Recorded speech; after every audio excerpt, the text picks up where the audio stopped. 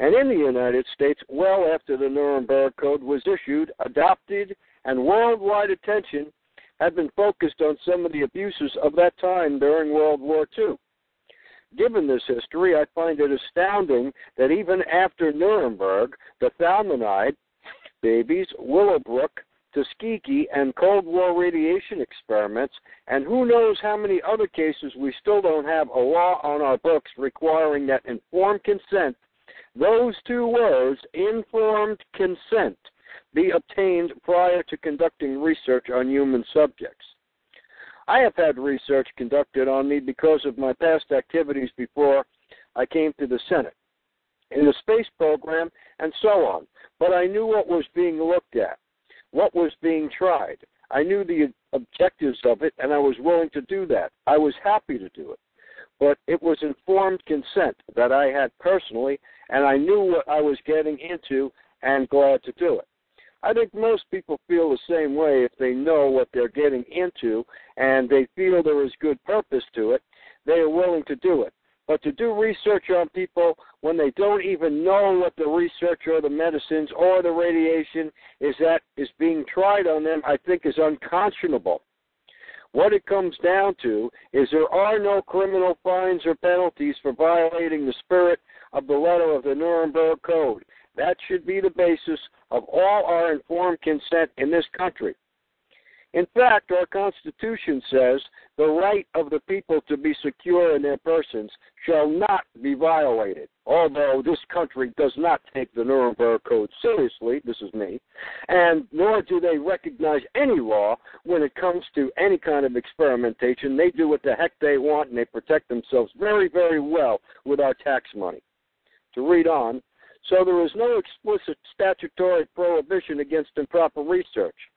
I must add that just because there is no law on the books does not mean there is no protections for people from unethical medical or scientific research. These tragic incidents I have mentioned have resulted in changes in the way human research subjects are treated. I don't want to misrepresent this because there is a very elaborate system of protections that have developed over the years. Unfortunately, though, this system does have some gaps, and if enacted, I believe the legislation will close those gaps. Let me briefly describe the system that is currently in place.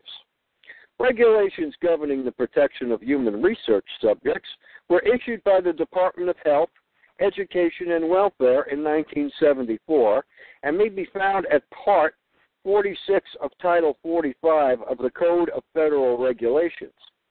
In 1991, 10 years after a recommendation of a congressionally chartered Presidential Advisory Board, 16 other agencies adopted a portion of this rule, a portion of the rule to apply to research that these agencies sponsored. And at that point, these regulations became known as the Common Rule. The Common Rule requires institutions receiving federal support and federal agencies conducting research to establish committees, and these are known as the shorthand version is IRBs, Institutional Review Boards. Their job is to review research proposals for risk of harm to human subjects and to perform other duties to protect human research subjects. The Common Rule also stipulates requirements related to informed consent, how researchers must inform potential subjects of the risk to which they, as study participants, agree to be exposed. It should also be noted that HHS regulations contain additional protections not included in the Common Rule for research involving vulnerable populations, namely pregnant women, fetuses, subject of in vitro fertilization research, prisoners, and children. No other federal agency has adopted these additional protections. Several mechanisms have been developed by HHS and research institutions over the years to extend the Common Rule protections to more. For example, many but not all research institutions which received some federal support voluntarily apply Common Rule guidelines to all research conducted at their institutions.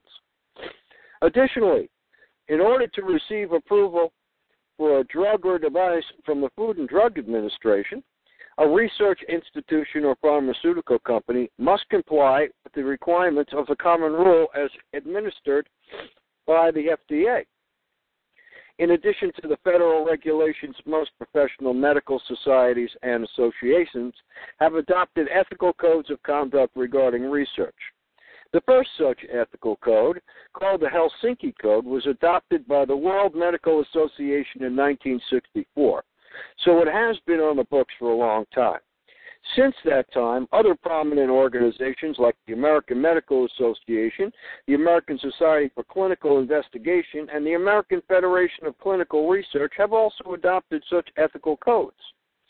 Most recently, in October 1995, the President exhibited, I believe, strong leadership and established a National Bioethics Advisory Commission. This has been a long time coming. It had been suggested, but no one had ever gone ahead and done this, and the President exerted the leadership and established the NBAC.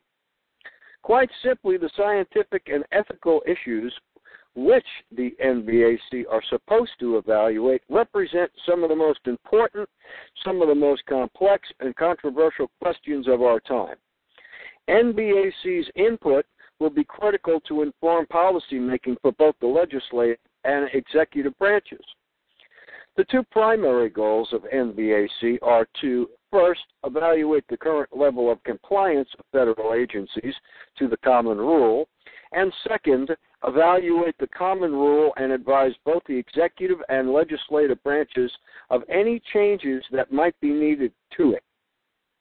I very strongly support the work of the NBAC, but recently have become extremely concerned to hear that more than 15 months after its establishment, the NBAC is still operating with a volunteer staff. It was my understanding that a number of federal agencies supported the creation of the NBAC and agreed to back up their support with resources and staff. Some NBAC members have stated in public meetings that they are frustrated with the progress the Commission is making and attribute the slow pace to the lack of resources. Additionally, the resource problem may be limiting the number of meetings of the Commission. Further, if this problem is not resolved in the near term, the Commission may have to stop meeting altogether, which by some coincidence now, in 2009, they already have. I sent a letter to the President's Science Advisor a few days ago, Dr. John Gibbons, to express my concerns about this. Dr. Gibbons was working to resolve the funding problem, which I view as an urgent priority. I am very glad to announce, as a matter of fact, it was just today that these groups in government that are interested in this had a meeting under Dr. Gibbons' leadership, and that $1.6 million was supposed to accrue from these different agencies to be used by NBC is now forthcoming.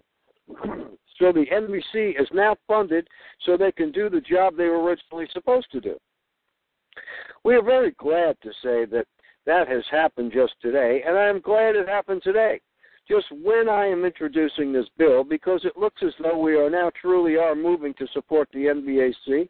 That did not receive the kind of monetary support, the kind of funding that we thought it was going to have when it was first formed a year and a half ago.